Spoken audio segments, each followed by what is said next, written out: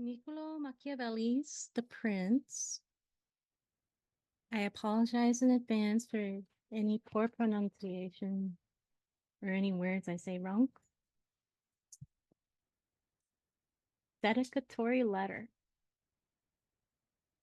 Niccolo Machiavelli to the magnificent Lorenzo de' Medici. It is customary most of the time for those who desire to acquire favor with the prince to come to meet him with things that they care most for, among their own, or with things that they see please him most. Thus one sees them many times being presented with horses, arms, cloth of gold, precious stones, and similar ornaments worthy of their greatness.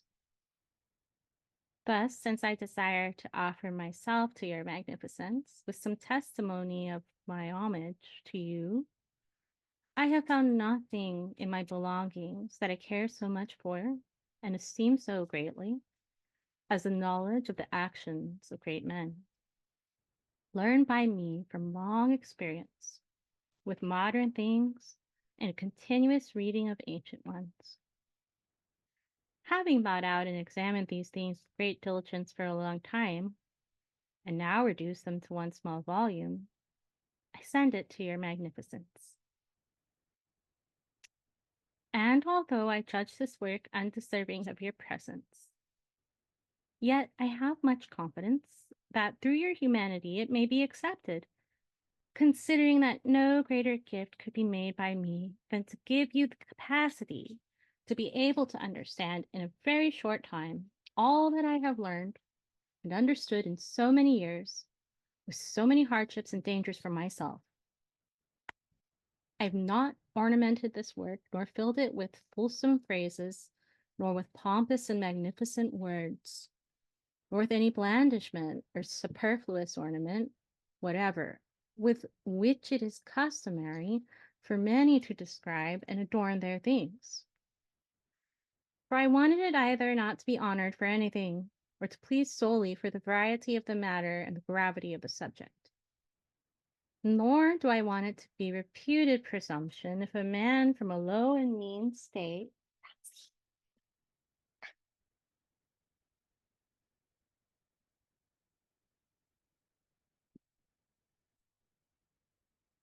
for a man from a low and mean state to dare to discuss and give rules for the governments of princes. For just as those who sketch landscapes place themselves down in the plain to consider the nature of mountains and high places, and to consider the nature of low places place themselves high atop mountains, similarly, to know well the nature of peoples, one needs to be prince. And to know well the nature of princes, one needs to be of the people. Therefore, your magnificence, take this small gift in the spirit with which I send it. If your magnificence considers and reads it diligently, you will learn from it my extreme desire that you arrive at the greatness that fortune and your other qualities promise you. And if your magnificence will at some time turn your eyes from the summit of your heights to these low places, you will learn how undeservedly I endure a great and continuous malignity of fortune. Of principalities. Chapter 1. How many are the kinds of principalities, and in what modes they are acquired? All states, all dominions that have held and do hold empire over men have been and are either republics or principalities. The principalities are either hereditary, in which the bloodline of their lord has been their prince for a long time, or they are new.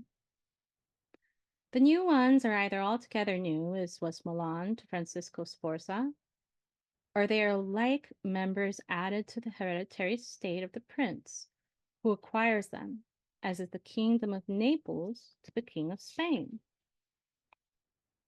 Dominions so acquired are either accustomed to living under a prince or used to being free, and they are acquired either with the arms of others or with one's own, either by fortune or by virtue.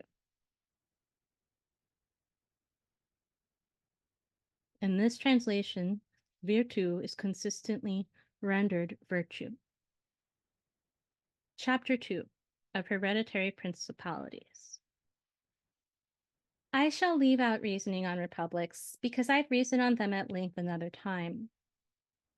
I shall address myself only to the principality and shall proceed by weaving together the threads mentioned above, and I shall debate how these principalities may be governed and maintained.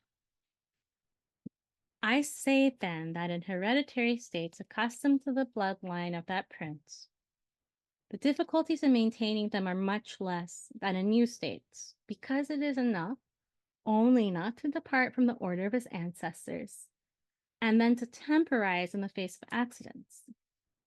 In this way, if such a prince is of ordinary industry, he will always maintain himself in his state unless there is an extraordinary and excessive force which deprives him of it. And should he be deprived of it, if any mishap whatever befalls the occupier, he reacquires it.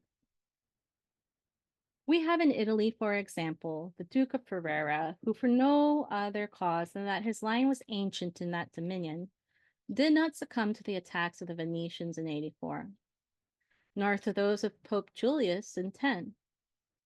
For the natural prince has less cause and less necessity to offend. Hence it is fitting that he be more loved. And if extraordinary vices do not make him hated, it is reasonable that he will naturally have the goodwill of his own. In the antiquity and continuity of the dominion, the memories and causes of innovations are eliminated. For one change always leaves a dentation for the building of another. Chapter 3 of Mixed Principalities. But the difficulties reside in the new principality. First, if it is not altogether new, but like an added member, so that taken as a whole, it can be called almost mixed, its instability arises in the first place from a natural difficulty that exists in all new principalities. This is that men willingly change their lords in the belief that they will fare better. This belief makes them take up arms against him, in which they are deceived, because they see later by experience that they've done worse. That follows from another natural and ordinary necessity which requires that one must always offend those over whom he becomes a new prince, both with men at arms and with infinite other injuries that the new acquisition brings in its wake. So you have as enemies all those whom you have offended in seizing that principality, and you cannot keep as friends those who would have put you there, because you cannot satisfy them in the mode they had presumed, and because you cannot use strong medicines against them, since you are obligated to them. For even though one may have the strongest of armies, he always needs the support of the inhabitants of a province in order to enter it. Through these causes, Louis XII of France quickly occupied Milan and quickly lost it. And Ludovico's own forces were enough to take it from him the first time. For those people which had opened the gates to him, finding themselves deceived in their opinion and in that future good they'd presumed for themselves, were unable to tolerate the vexations of the new prince. It is indeed true that when countries that have rebelled are later acquired for the second time, they are lost with more difficulty, because the Lord, seizing the opportunity offered by the rebellion, is less hesitant to secure himself by punishing offenders, exposing suspects, and providing for himself in the weakest spots. So it was that if one Duke Ludovico stirring up a commotion at the borders was enough to make France lose Milan for the first time, to make him then lose it the second time, the whole world had to be against him, and his armies eliminated or chased from Italy. This arises from the causes given above. Nonetheless, both the first and the second times, it was taken from him. The universal causes of the first have been discussed. It remains now to say what were the causes of the second and to see what remedies there were to him, which someone in his situation could use so as to maintain himself better in his acquisition than France did. Now I say that such states which, when acquired, are added to an ancient state of him who acquires them, are neither of the same province and same language, or either of the same province and same language, or not. When they are, they may be held with great ease, especially if they are not used to living free. And to possess them securely, it is enough to have eliminated the line of the prince whose dominions they were. For when their old conditions are maintained for them in other things, and there is no disparity of customs, men live quietly, as it may be seen that Burgundy, Brittany, Gascony, and Normandy, which have been with France for so long a time, have done. And although there may be some disparity of language, nonetheless the customs are similar, and they can easily bear with one another. And whoever acquires them, if he wants to hold them, must have two concerns. One, that the bloodline of their ancient prince be eliminated. The other, not to alter either their laws or their taxes, so that in a very short time it becomes one whole body with their ancient principality. But when one acquires states in a province disparate in language, customs, and orders, here are the difficulties, and here one needs to have great fortune and great industry to hold them. And one of the greatest and quickest remedies would be for whatever acquires it to go there to live in person. This would make that possession more secure and more lasting, as the Turk has done in Greece. Despite all the other orders observed by him so as to hold that state, if he had not gone there to live, it would not have been possible for him to hold it. For if you stay there, disorders may be seen as they arise, and you can soon remedy them. If you're not there, disorders become understood when they are great, and there is no longer a remedy. Besides this, the province is not despoiled by your officials. The subjects are satisfied with ready access to the prince, so that they have more cause to love him if they want to be good, and if they want to be otherwise, more cause to fear him. Whatever outsider might want to attack that state has more hesitation in doing so. Hence, when one lives in it, one can lose it with the greatest difficulty. The other better remedy is to send colonies that are, as it were, fetters of that state to one or two places, because it is necessary either to do this or to hold them with many men at arms and infantry. One does not spend much on colonies, and without expense of one's own, or with little, one may send them and hold them. And one offends only those from whom one takes fields and houses in order to give them to new inhabitants, who are a very small part of that state. And those whom he offends, since they remain dispersed and poor, can never harm him, while all the others remain on the one hand unhurt, and for this they should be quiet. On the other, they are afraid to err from fear that what happened to the despoiled might happen to them. I conclude that such colonies are not costly, are more fruitful and less offensive. And those who are offended can do no harm, since they are poor and dispersed, as was said. For this has to be noted, that men should either be caressed or eliminated, because they avenge themselves for slight offenses, but cannot do so for grave ones. So the offense one does to a man should be such that one does not fear revenge for it. But when one holds a state with men at arms in place of colonies, one spends much more, since one has to consume all the income of that state in guarding it. So the acquisition turns to loss, and one offends much more because one harms the whole state as one's army moves around for lodgings. Everyone feels this hardship, and each becomes one's enemy, and these are enemies that can harm one, since they remain, though defeated, in their homes. From every side, therefore, keeping guard in this way is as useless as keeping guard by means of colonies is useful. Whoever's in a province that is disparate, as was said, should also make himself head and defender of the neighboring lesser powers, and contrive to weaken the powerful in that province is to take care that through some accident a foreigner as powerful as he does not enter there.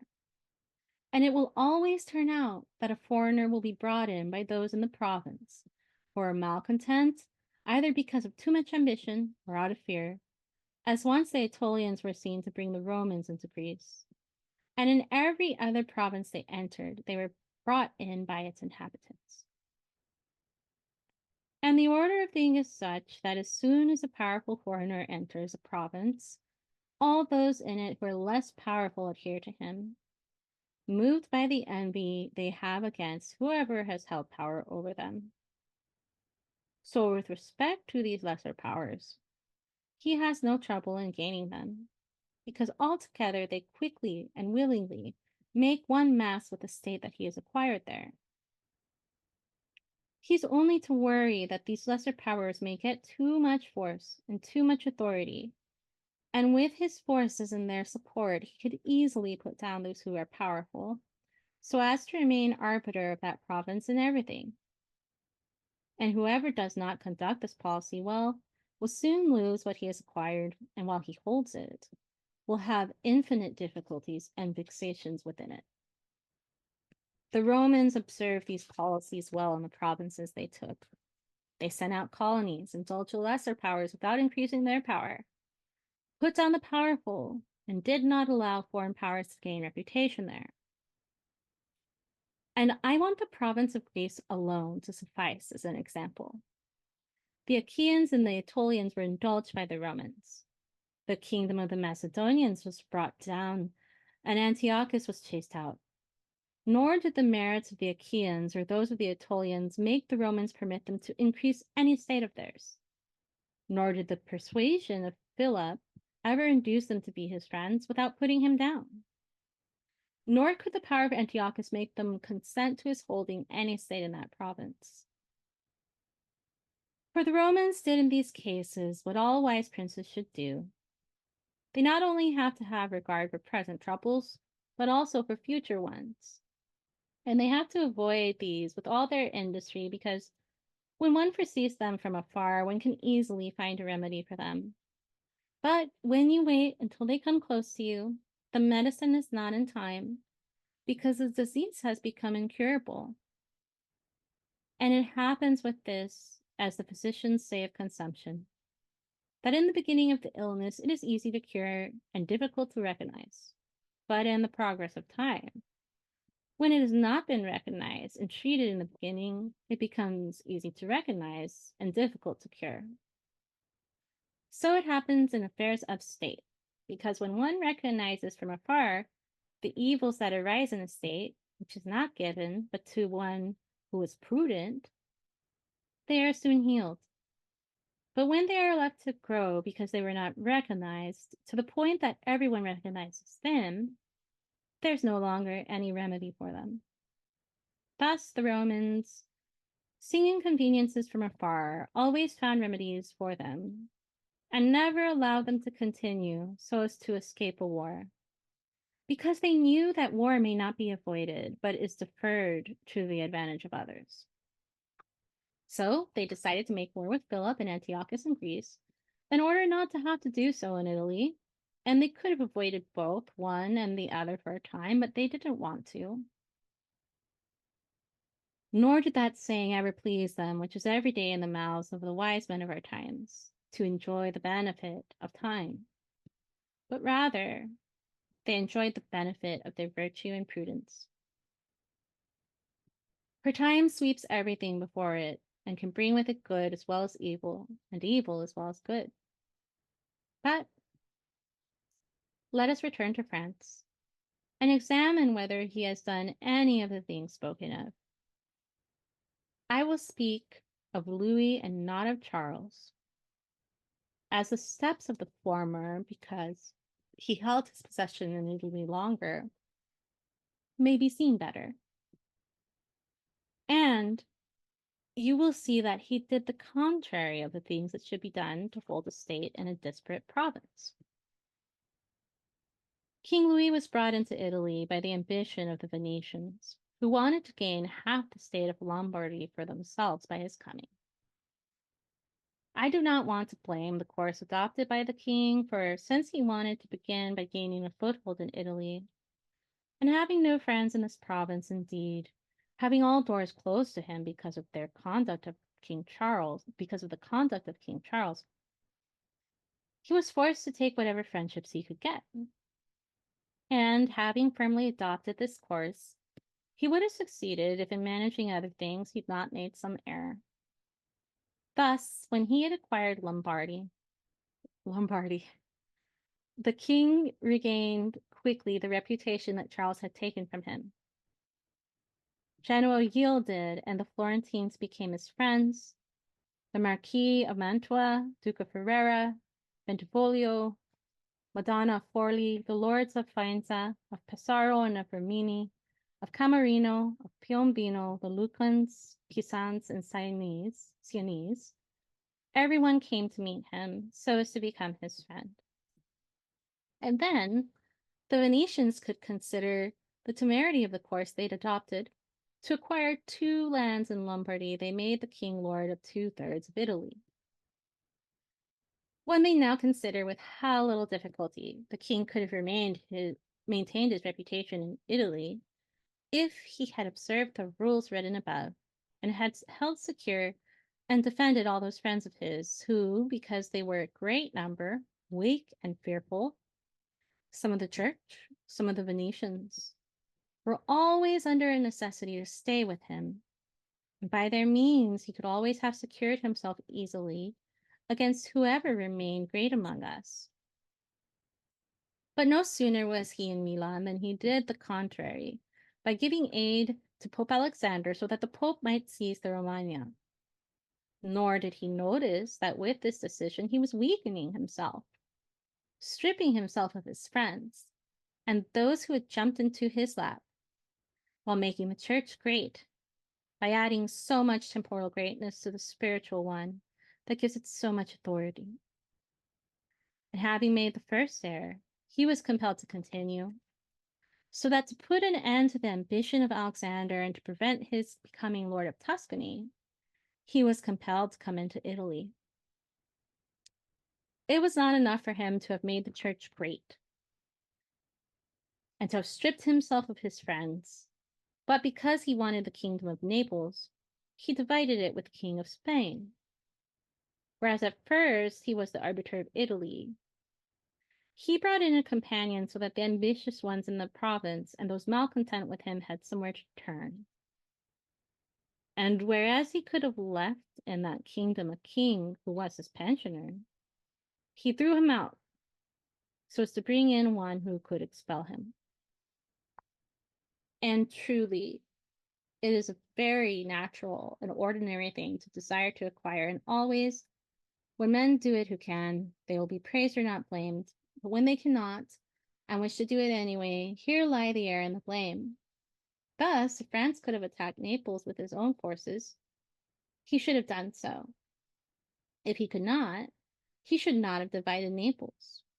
And if the division of Lombardy he made with Venetians deserves excuse, because with it France gained a foothold in Italy, this other one deserves blame, because it was not excused by that necessity. So then, Louis had made these 5 errors. He had eliminated the lesser powers, increased the power of a power in Italy. He brought in a very powerful foreigner, did not come to live there, did not put colonies there. Yet, if he had lived, these errors could not have hurt him if he had not made a 6th, depriving the Venetians of their state. For if he had not made the church great or brought Spain into Italy, it would indeed have been reasonable and necessary to put down the Venetians. But when he had adopted these courses first, he should never have consented to their ruin. For while they were powerful, they would always have kept others away from a campaign in Lombardy, whether it was because the Venetians would not have consented to them unless they themselves were to become its lords, or because the others would not have wanted to take Lombardy from France in order to give it to the Venetians, and they would not have had the spirit to go and attack both of them. And if someone should say, King Louis ceded Romagna to Alexander and the kingdoms of Spain to avoid a war, I reply, with the reasons given above, that a disorder should never be allowed to continue so as to avoid a war, because that is not to avoid it, but to defer it to your disadvantage. And if some others should cite the faith that the king had pledged to the Pope to undertake that enterprise for him in return for dissolving his marriage and for the hat of Rouen, I reply with what I will say below on the faith of princes and how it should be observed. Thus, King Louis lost Lombardy for not having observed any of the conditions observed by others who have taken provinces and wish to hold them. Nor is this any miracle, but very ordinary and reasonable. And I spoke of this matter at Nantes with Rouen, when Valentino, for so Cesare Borgia, son of Pope Alexander, was called by the people, was occupying Romagna. For when the Cardinal of Rouen said to me that the Italians do not understand war, I replied to him that the French do not understand the state, because if they understood, they would not have let the church come to such greatness. And it may be seen from experience that the greatness in Italy of the church and of Spain has been caused by France, and France's ruin caused by them. From this one may draw a general rule that never or rarely fails. Whoever is the cause of someone's becoming powerful is ruined. For that power has been caused by him either with industry or with force. And both the one and the other of these two are suspect to whoever has become powerful. Chapter 4. Why the kingdom of Darius, which Alexander seized, did not rebel from his successors after Alexander's death.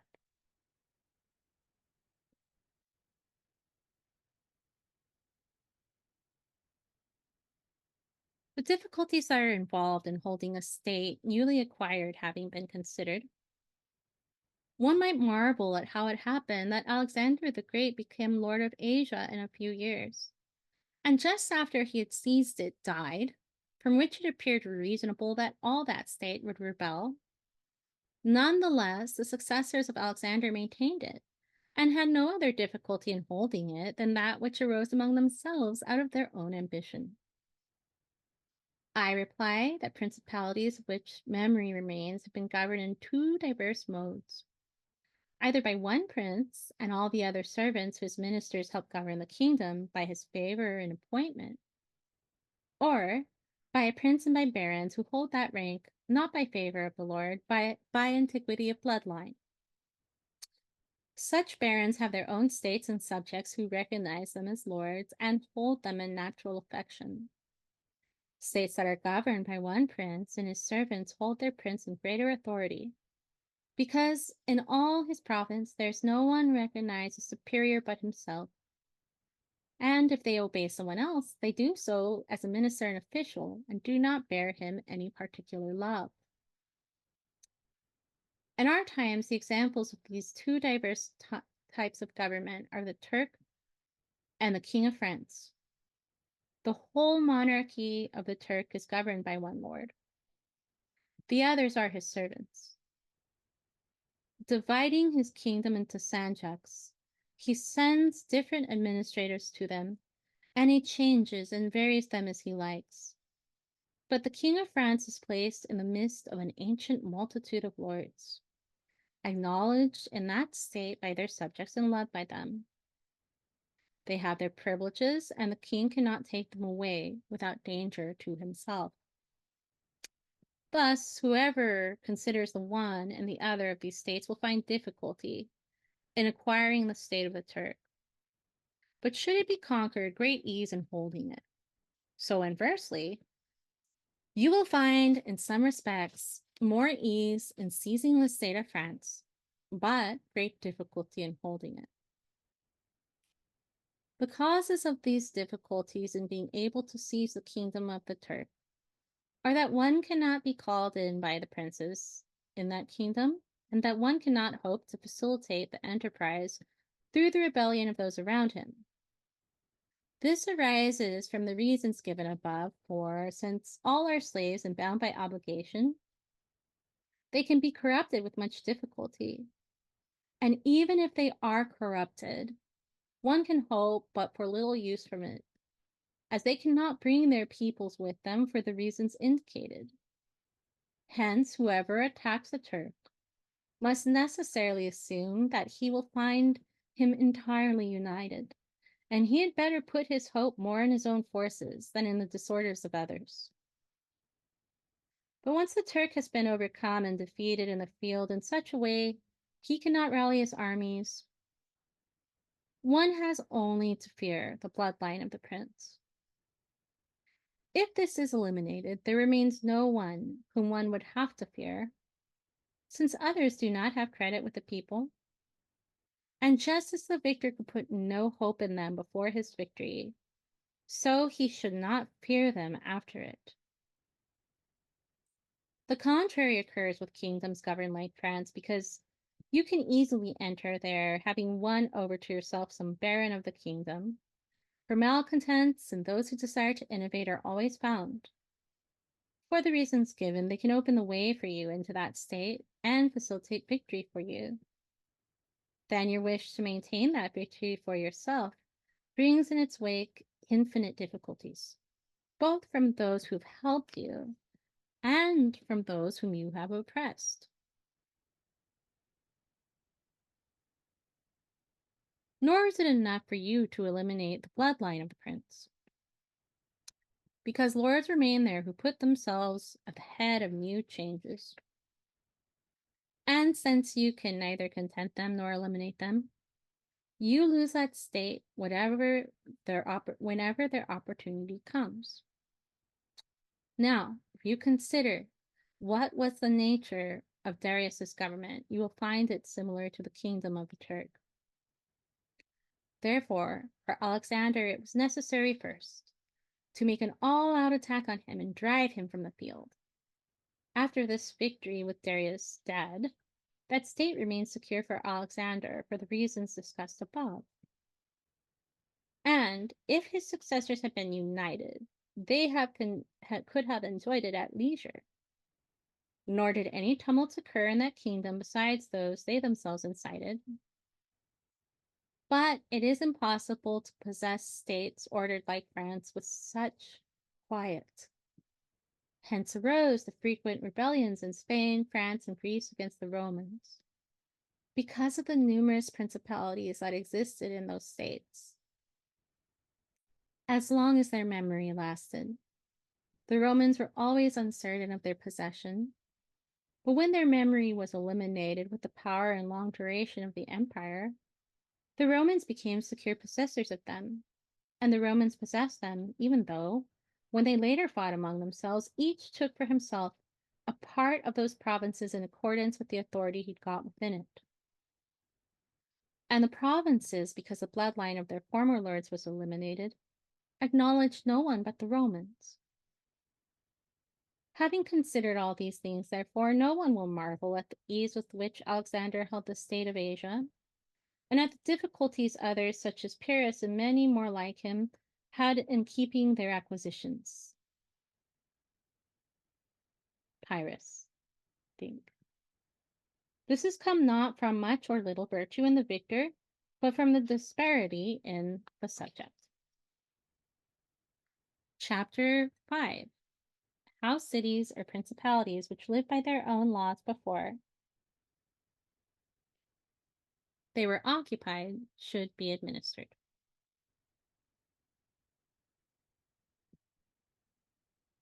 When those states that are acquired, as has been said, are accustomed to living by their own laws, and in liberty, there are three modes for those who want to hold them.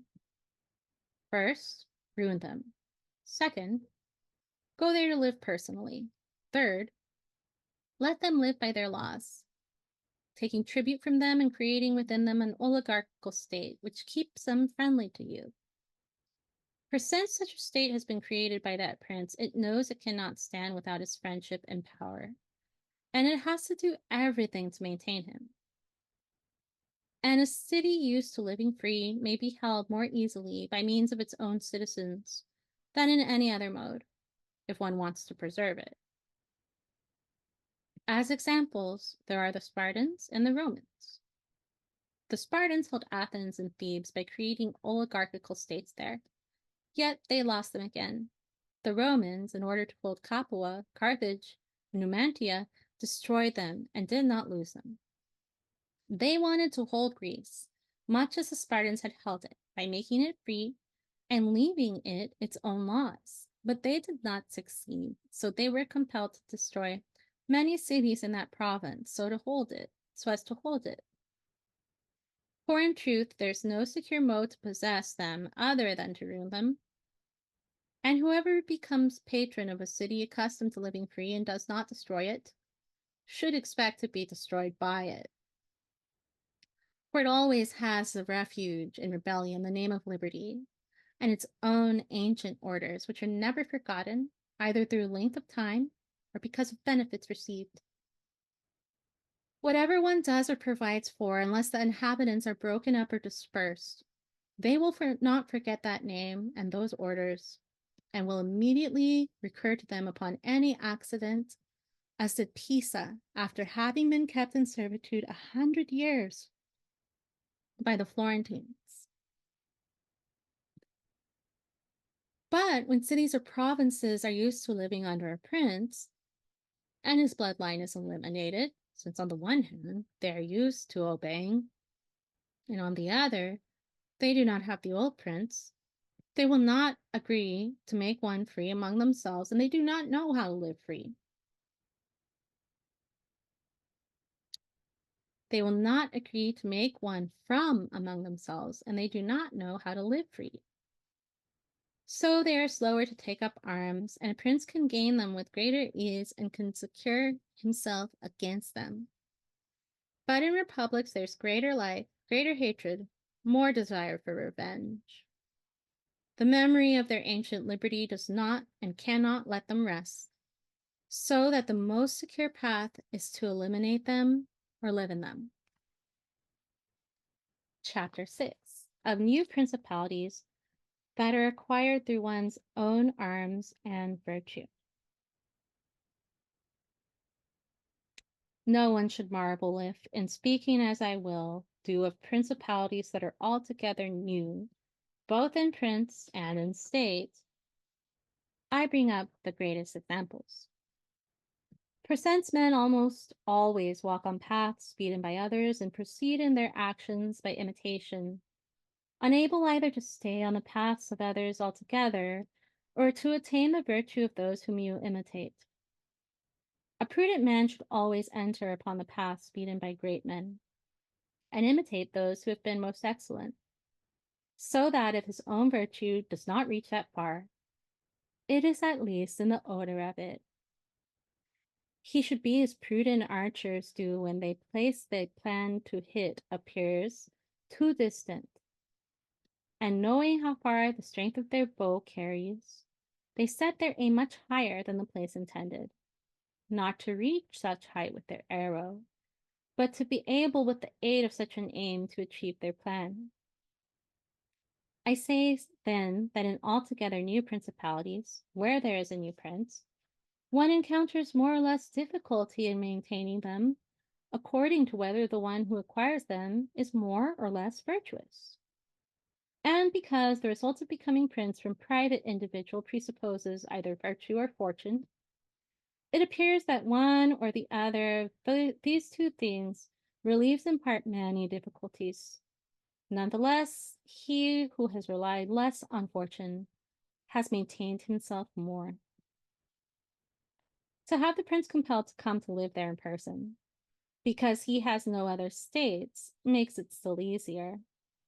But to come to those who have become princes by their own virtue and not by fortune, I say that the most excellent are Moses, Cyrus, Romulus, Theseus, and the like. And although one should not reason about Moses, as he was a mere executor of things that had been ordered for him by God, nonetheless, he should be admired, if only for that grace which made him deserving of speaking with God. But let us consider Cyrus and the others who have acquired or founded kingdoms. You will find them all admirable, and if their particular actions and orders are considered, they will appear no different from those of Moses, who had so great a teacher. And as one examines their actions and lives, one does not see that they had anything else from fortune than the opportunity, which gave them the matter enabling them to introduce any form they pleased. Without that opportunity, their virtue of spirit would have been eliminated. And without that virtue, the opportunity would have come in vain. It was necessary then for Moses to find the people of Israel in Egypt enslaved and oppressed by the Egyptians, so that they would be disposed to follow him so as to get out of their servitude. It was fitting that Romulus not be received in Alba, that he should have been exposed at birth, if he was to become king of Rome and founder of that fatherland. Cyrus needed to find the Persians malcontent with the empire of the Medes, and the Medes soft and effeminate because of a long peace. Theseus could not have demonstrated his virtue if he'd not found the Athenians dispersed. Such opportunities, therefore, made these men happy, and their excellent virtue enabled the opportunity to be recognized. Hence, their fatherlands were ennobled by it and became very happy. Those like these men who become princes by the paths of virtue acquire their principality with difficulty, but hold it with ease. And the difficulties they have in acquiring their principality arise in part from the new orders and modes that they are forced to introduce so as to found their state and their security.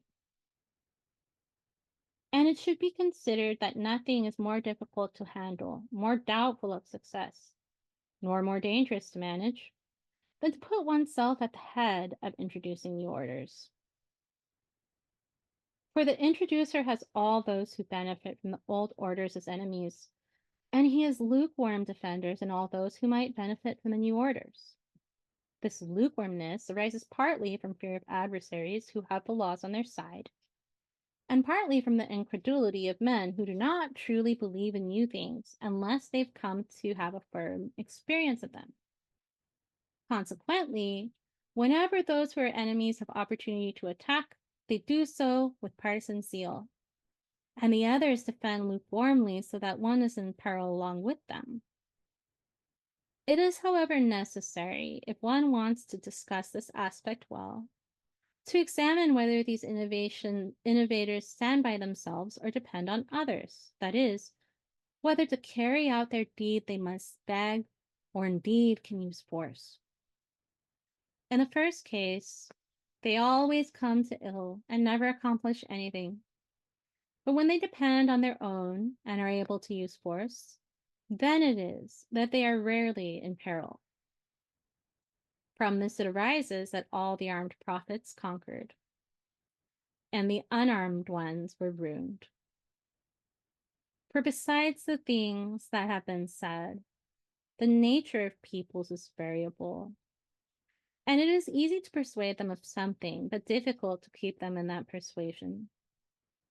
And thus things must be ordered in such a mode that when they no longer believe, one can make them believe by force.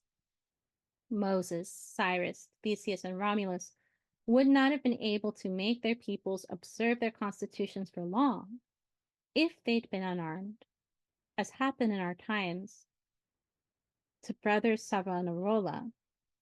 He was ruined in his new orders as soon as the multitude began not to believe in them. And he had no mode for holding firm those who had believed, nor for making unbelievers believe. Men such as these, therefore, find great difficulties in conducting their affairs. All their dangers are along the path, and they must overcome them with virtue.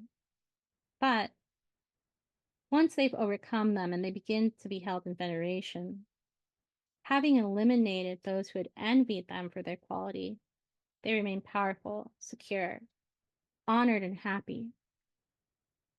To such high examples, I want to add a lesser example, but it will have some proportion with the others, and I want it to suffice for all other cases, all other similar cases. This is Hero of Syracuse. From private individual, he became Prince of Syracuse, nor did he receive anything more from fortune than the opportunity. For when the Syracusans were oppressed, they chose him as their captain, and from there he proved worthy of being made their prince. And he was of such virtue, even in private fortune, that he who wrote of him said that he lacked nothing of being a king except a kingdom. Hero eliminated the old military and organized a new one. He left his old friendships and made new ones. And when he had friendships and soldiers that were his own, he could build any building on top of such a foundation. So he went through a great deal of trouble to acquire and little to maintain.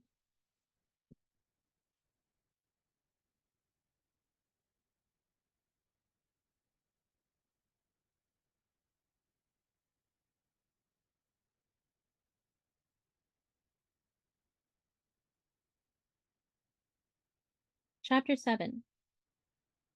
Of new principalities that are acquired by others' arms and fortune. Those who become princes from private individuals solely by fortune become so with little trouble, but maintain themselves with much. They have no difficulty along the path because they fly there. But all the difficulties arise when they are in place. And such princes come to be when a state is given to someone either for money or by the favor of whoever gives it, as happened to many in Greece, in the cities of Ionia and of the Hellespont, where they were made princes by Darius so that they might hold on to those cities for his security and glory. As also those emperors were made who from private individual attained the empire through corrupting the soldiers. These persons rest simply on the will and fortune of whoever has given a state to them, which are two very inconstant and unstable things. They do not know how to hold, and they cannot hold that rank. They do not know how, because if one is not a man of great ingenuity and virtue, it is not reasonable that having always lived in private fortune, he should know how to command. They cannot hold that rank, because they do not have forces that can be friendly and faithful to them. Then, too, states that come to be suddenly, like all other things in nature that are born and grow quickly, cannot have roots and branches, so that the first adverse weather eliminates them, unless indeed, as was said, those who have suddenly become princes have so much virtue that they know immediately how to prepare to keep what fortune has placed in their laps.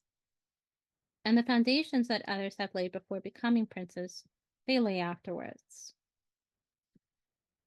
To both of the modes mentioned of becoming prince, by virtue or by fortune, I want to bring up two examples that have occurred in days within our memory.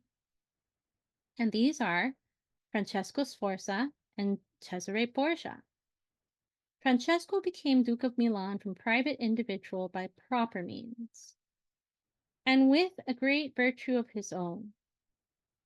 And that which he had acquired with 1,000 pangs, he maintained with little trouble. On the other hand, Cesare Borgia, called Duke Valentino by the vulgar, acquired his state through the fortune of his father, and lost it through the same.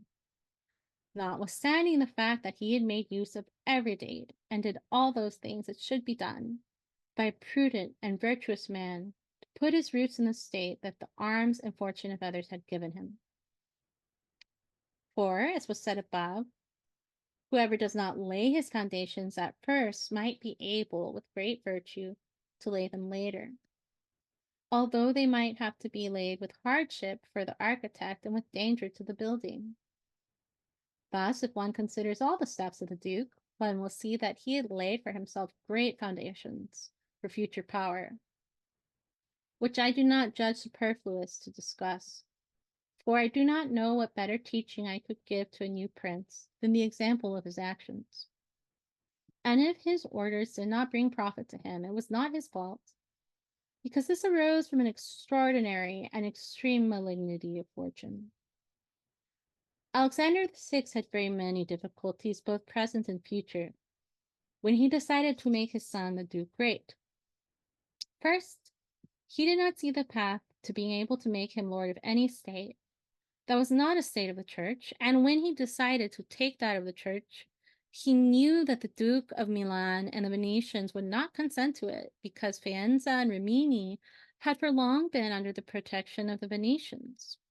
Besides this, he saw that the arms of Italy, and especially the arms of anyone whom he might have been able to make use of, were in the hands of those who had to fear the greatness of the Pope. And so he could not trust them, as they were all with the Orsini and the Colonna and their accomplices. It was thus necessary to upset those orders and to bring disorder to their states, so as to be able to make himself lord securely of part of them. This was easy for him, because he found that the Venetians, moved by other causes, were engaged in getting the French to come back into Italy, which he not only did not oppose, but made easier by the dissolution of the former marriage of King Louis.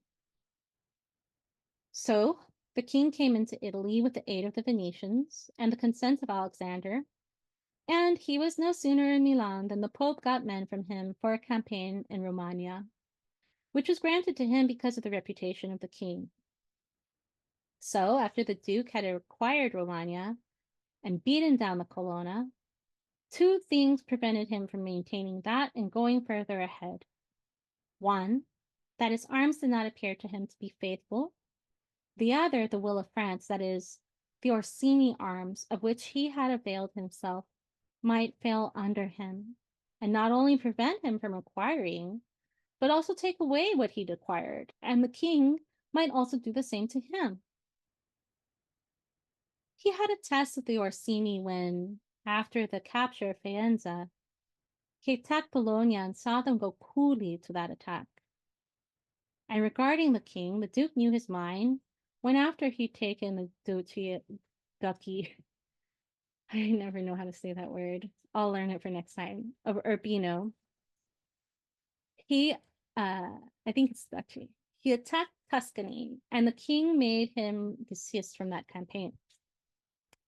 Hence, the Duke decided to depend no longer on the arms and fortune of others. And the first thing he did was to weaken the Orsini and Colonna parties in Rome. For he gained to himself all their adherents who were gentlemen, by making them his gentlemen, and by giving them large allowances.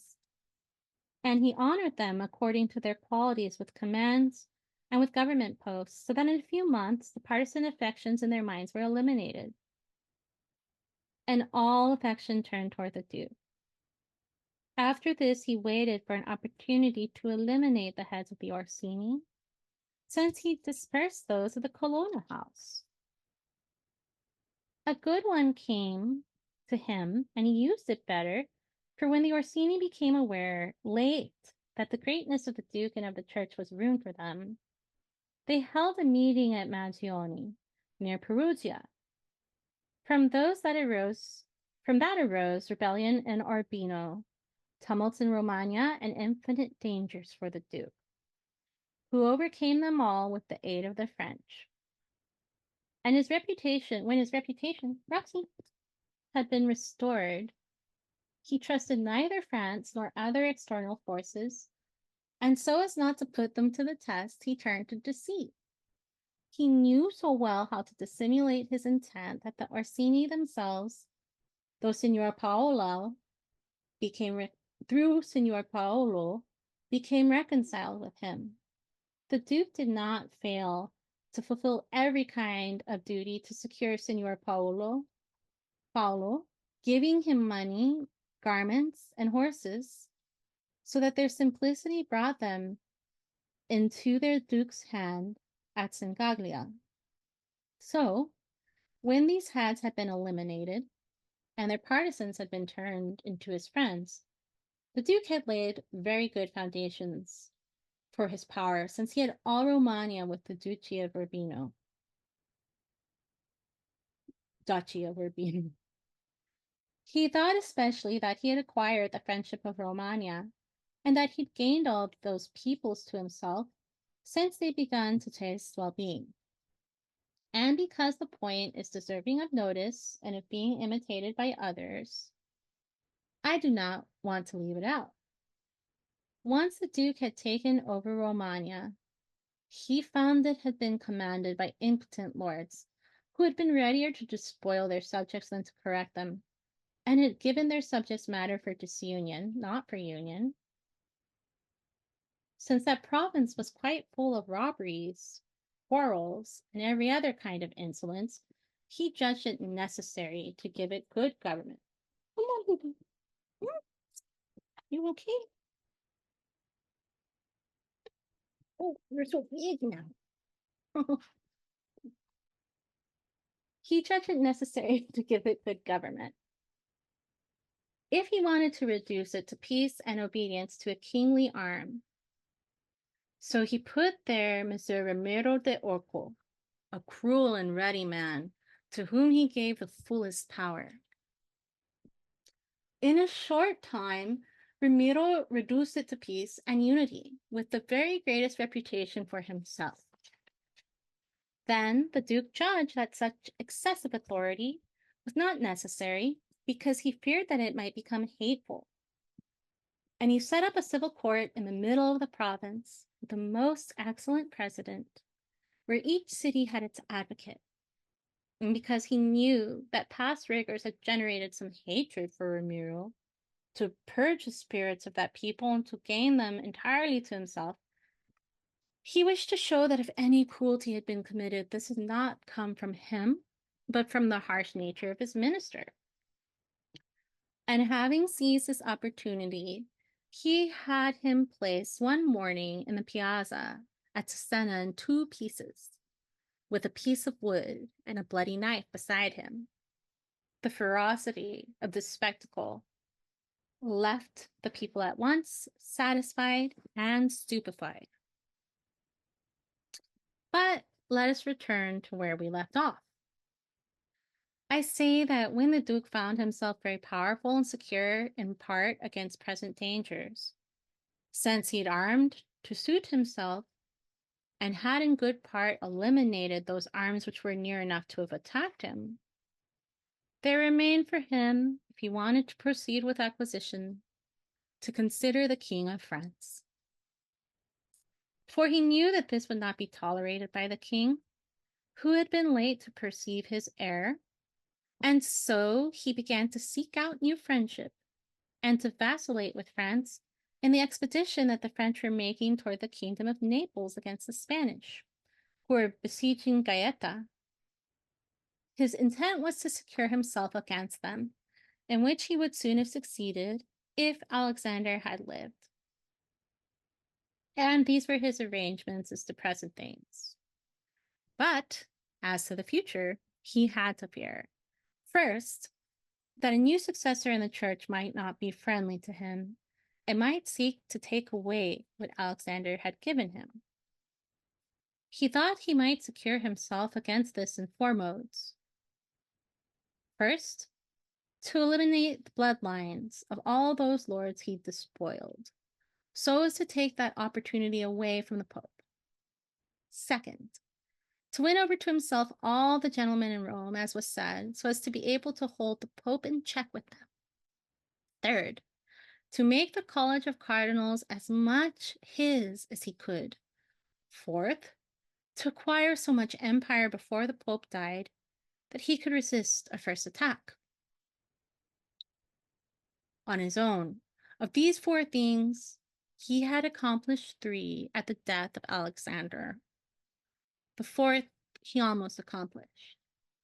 For of the lords he had despoiled, he killed as many as he could reach. Very few saved themselves. The Roman gentleman had been won over to himself. In the college, he had a very large party. And as to new acquisition, he'd planned to become lord over Tuscany. He already possessed Perugia and Piombino, and he had taken Pisa under his protection. And as soon as he did not have to pay regard to France, which he did not have to do any longer, Since the French had already been stripped of the kingdom by the Spanish, so that each of them was forced of necessity to buy his friendship, he would have jumped on Pisa. After this, Lucca and Siena would have quickly yielded, in part through envy of the Florentines, in part, what? Through fear. The Florentines had no remedy. If he'd succeeded in this, as he was succeeding the same year that Alexander died, he would have acquired such force and reputation that he would have stood by himself and would no longer have depended on the fortune and force of someone else, but on his own power and his own virtue. But Alexander died 5 years after he had begun to draw his sword. He left the Duke with only the state of Romagna consolidated, with all the others in the air, between two very powerful armies, and sick to death. And there was such ferocity and such virtue in the Duke, and he knew so well how men have to be won over or lost. And so sound were the foundations that he'd laid in so little time, that if he had not had these armies on his back, or if he had been healthy, he would have been equal to every difficulty. And that his foundations were good, one may see. Romagna waited for him for more than a month. In Rome, though he was half alive, he remained secure. And although the Baglioni, Vitelli, and Orsini came to Rome, none followed them against him. If he could not make Pope whomever he wanted, at least it would not be someone he did not want. But if at the death of Alexander the Duke had been healthy, everything would have been easy for him. And he told me on the day that Julius II was created that he had thought about what might happen when his father was dying and had found a remedy for everything, except that he never thought that at his death he himself would also be on the point of dying. Thus, if I summed up all the actions of the Duke, I would not know how to reproach him.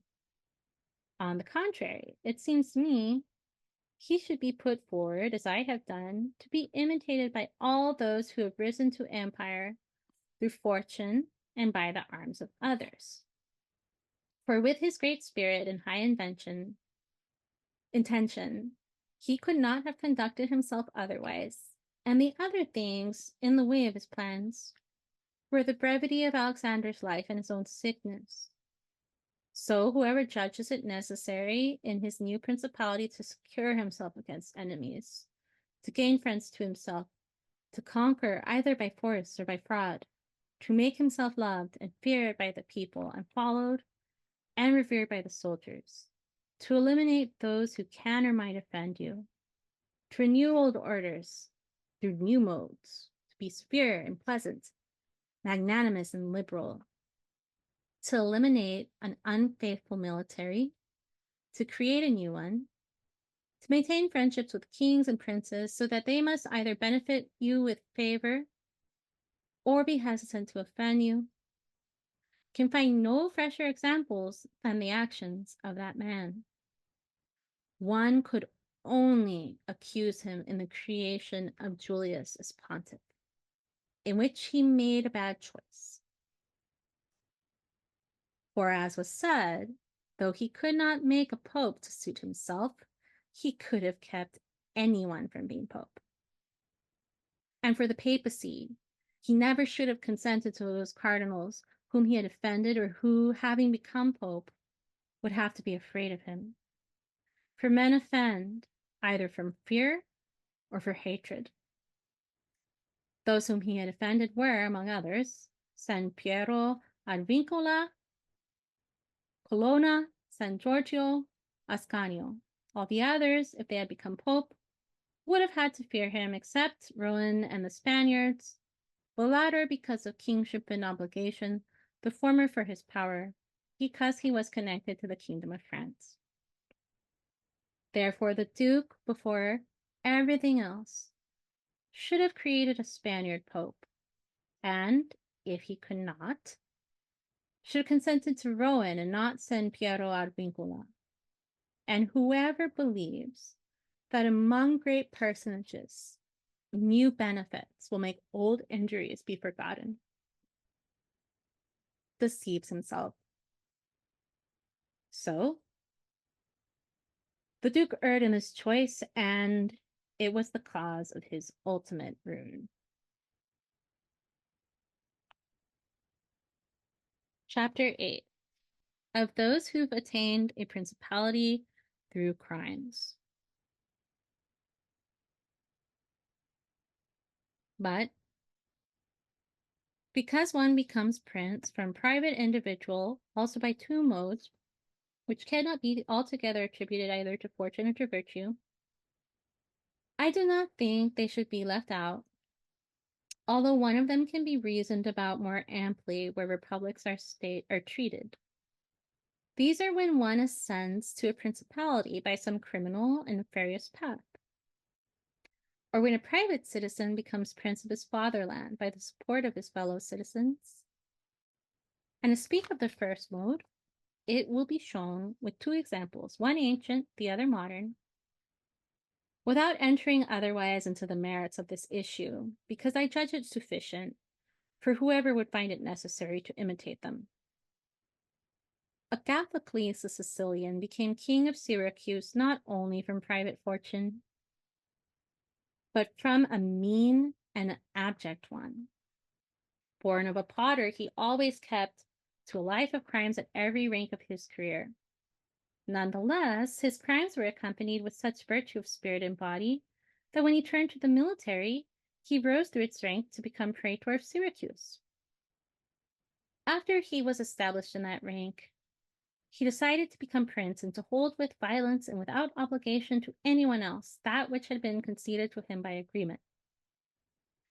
Having given intelligence of his plan to Hamilcar the Carthaginian, who was with his armies fighting in Sicily, one morning he assembled the people and senate of Syracuse as if he had to decide things pertinent to the republic. At a signal, he had all the senators and the richest of the people killed by his soldiers. Once they were dead, he seized and held the principate of that city without any civil controversy. And although he was defeated twice by the Carthaginians and in the end besieged, not only was he able to defend his city, but also, leaving part of his men for defense against the siege, he attacked Africa with the others. In a short time, he freed Syracuse from the siege and brought the Carthaginians to dire necessity. They were compelled of necessity to come to an agreement with him, to be content with the possession of Africa and to leave Sicily to Agathocles. Thus, whoever might consider the actions and virtue of this man will see nothing or little that can be attributed to fortune. For, as was said above, not through anyone's support, but through the ranks of the military, which he gained for himself with 1,000 hardships and dangers, he came to the Principate, and afterwards he maintained it with many spirited and dangerous policies. Yet, one cannot call it virtue to kill one's citizens, betray one's friends, to be without faith, without mercy, without religion. These modes can enable one to acquire empire, but not glory. For if one considers the virtue of Agathocles in entering into and escaping from dangers, and the greatness of his spirit in enduring and overcoming adversities, one does not see why he has to be judged inferior to any most excellent captain. Nonetheless, his savage cruelty and inhumanity, together with his infinite crimes, do not permit him to be celebrated among the most excellent men. Thus, one cannot attribute to fortune or to virtue what he achieved without either. In our times, during the reign of Alexander VI, Liveretto da Formo, having been left a fatherless child some years before, was brought up by a maternal uncle of his called Giovanni Foglioni, and in the first years of his youth, he was sent out to soldier under Paolo Vetelli, so that when he was versed in that discipline, he would attain an excellent rank in the military. Then, when Paolo died, he fought under Vitellozzo, his brother, and in a very short time, since he was ingenious, and dashing in person and spirit, he became the first man in the military. But as it appeared to him servile to be at the level of others, he thought that with the aid of certain citizens of Fermo, to whom servitude was dearer than the liberty of their fatherland, and with support from the Vitelli, he could seize Fermo. And he wrote to Giovanni Foglioni that since he had been away from home a few years, he wanted to come see him and his city, and in some part to acknowledge his patrimony. And because he had not troubled himself for anything but to acquire honor, he wanted to come in honorable fashion, accompanied by 100 horsemen of his friends and servants, so that citizens might see that he'd not spent the time in vain. He begged Giovanni to please order that he be received honorably by the inhabitants of Fermo, which would direct honor not only to him but to Giovanni himself, since Liveretto was his ward. Therefore, Giovanni did not fail in any proper duty to his nephew, and when Liveretto had been honorably received by the inhabitants of Fermo, he was lodged in Giovanni's house. There, after a few days had passed, and after he'd waited to order secretly what was necessary for his future crime, he held a most solemn banquet to which he invited Giovanni Foglioni and all the first men of Fermo. And when the food and all the other entertainments customary at such banquets had been enjoyed, Riveretto, with cunning, opened certain grave discussions, speaking of the greatness of Pope Alexander and of Cesare Borgia, his son, and their undertakings.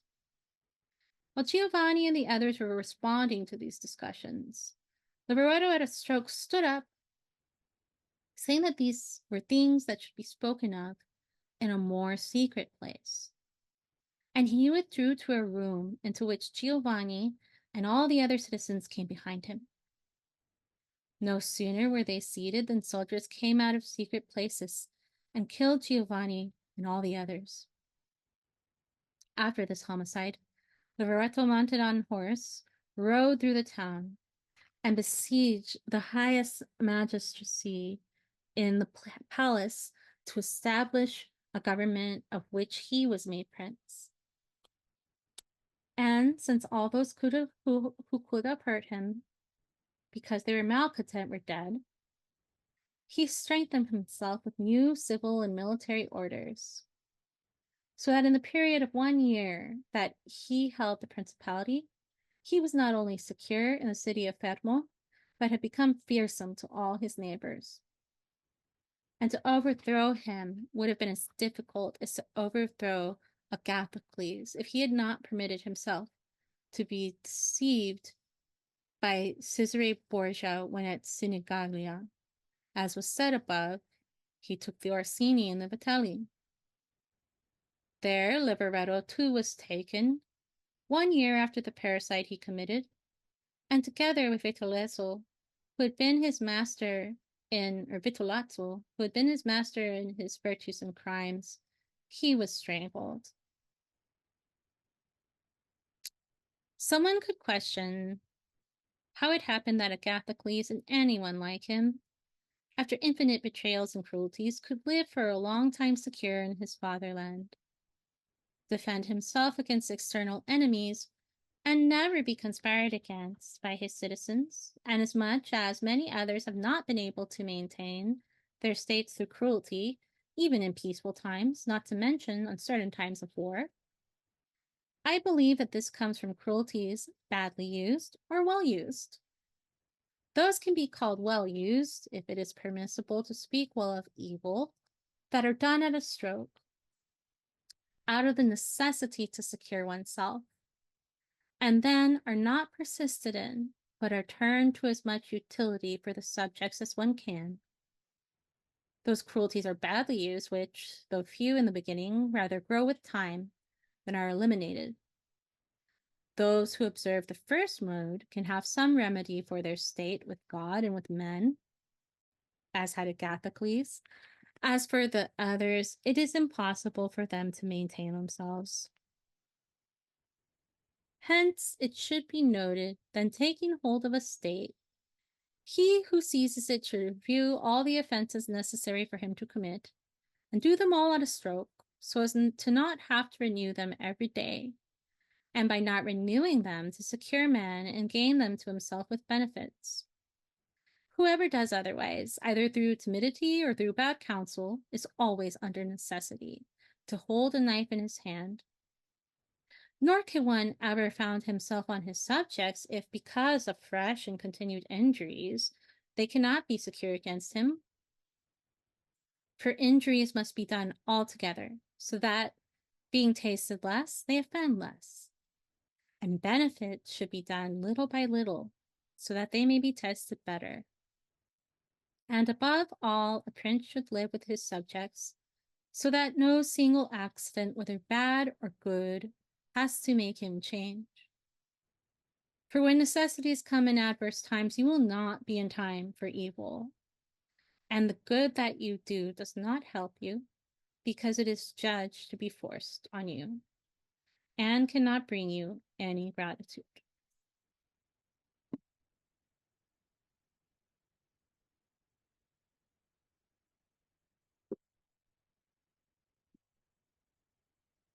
Chapter 9 of the Civil Principality. But coming to the other policy, when a private citizen becomes prince of his fatherland, not through crime or other intolerable violence, but with the support of his fellow citizens, which one could call a civil principality, neither all virtue nor all fortune is necessary to attain it, but rather a fortunate astuteness. I say that one ascends to this principality either with the support of the people or with the support of the great. For in every city these two diverse humors are found, which arises from this, that the people desire neither to be commanded nor oppressed by the great, and the great desire to command and oppress the people. From these two diverse appetites, one of three effects occurs in cities: principality, or liberty, or license. Principality is caused either by the people or by the great, according to which of these sides has the opportunity for it. For when the great see they cannot resist the people, they begin to give reputation to one of themselves, and they make him prince, so that they can vent their appetite under his shadow. So too the people, when they see they cannot resist the great, give reputation to one and make him prince so as to be defended with his authority. He who comes to the principality with the aid of the great maintains himself with more difficulty than one who becomes prince with the aid of the people, because the former finds himself prince with many around him who appear to be his equals, and because of this he can neither command them nor manage them to suit himself. But he who arrives in the principality with popular support finds himself alone there, and around him has either no one, very few, were not ready to obey. Besides this, one cannot satisfy the great with decency and without urgency or without injury to others, but one can satisfy the people. For the end of the people is more decent than that of the great, since the great want to oppress and the people want not to be oppressed. Furthermore, a prince can never secure himself against a hostile people. As they are too many, against the great he can secure himself, as they are few. The worst that a prince can expect from a hostile people is to be abandoned by it. But from the great, when they are hostile, he must fear not only being abandoned, but also that they may come against him. For since there is more foresight and more astuteness in the great, they always move in time to save themselves, and they seek rank from those they hope will win. Also, the prince always lives of necessity with the same people, but he can well do without the same great persons, since he can make and unmake them every day, and take away and give them reputation at his convenience. And to better clarify this issue, I say that the great must be considered in two modes chiefly. Either they conduct themselves so that in their proceedings they are obligated in everything to your fortune, or not. Those who are obligated are not rapacious, and are not rapacious must be honored and loved. Those who are not obligated have to be examined in two modes. Either they do this out of pusillanimity and a natural defect of spirit, then you must make use especially of those who are of good counsel, because in prosperity they bring you honor, and adversity you do not have to fear them, but when by art and for an ambitious cause they are not obligated, it is a sign that they are thinking more for themselves than for you, and the prince must be on guard against them and fear them as if they were open enemies, because in adversity they will always help ruin him. Therefore, one who becomes prince through the support of the people should keep them friendly to him, which should be easy for him because they ask of him only that they not be oppressed. But one who becomes prince against the people with the support of the great must before everything else seek to gain the people to himself, which should be easy for him when he takes up its protection. And since men who receive good from someone from whom they believe they would receive evil are more obligated to their benefactor, the people immediately wish him well, more than if he had been brought to the principality with their support. The prince can gain the people to himself in many modes, for which one cannot give certain rules, because the modes vary according to circumstances, and so they will be left out. I will conclude only that for a prince, it is necessary to have the people friendly, otherwise he has no remedy in adversity. Nabis, prince of the Spartans, withstood a siege by all Greece, and by one of Rome's most victorious armies, and defended his fatherland and his state against them. And when danger supervened, it was enough for him to secure himself only against a few, which would not have been enough if he had had a hostile people. And let no one resist my opinion on this, that with that trite proverb that whoever frowns on the people frowns on mud. For that is true when a private citizen lays his foundation on them and allows himself to think that the people will liberate him if he is oppressed by enemies or by the magistrates. In this case, one can often be deceived, like the Gracchi in Rome and Messer Giorgio Scali in Florence. But when a prince who frowns on the people knows how to command and is a man full of heart, does not get frightened in adversity, does not fail to make other preparations, and with his spirit and his orders, keeps the generality of people inspired, he will never find himself deceived by them, and he will see he has laid his foundations well. These principalities customarily run into peril when they are about to ascend from a civil order to an absolute one. For these princes either committed by themselves or by means of magistrates. For these princes either command by themselves or by means of magistrates. In the latter case, their position is weaker and more dangerous because they remain altogether at the will of those citizens who have been put in the magistracies, who, especially in adverse times, can take away his state with great ease, either by turning against him or by not obeying him. And the prince does not have time, in the midst of danger, to seize absolute authority, because the citizens and subjects who are accustomed to receive commands from the magistrates are not ready in these emergencies to obey his. He will always have in uncertain times a shortage of those one can trust. For such a prince cannot found himself on what he sees in quiet times. When citizens have need of the state, because then everyone runs, everyone promises, and each wants to die for him when death is at a distance. But in adverse times, when the state has need of citizens, then few of them are to be found.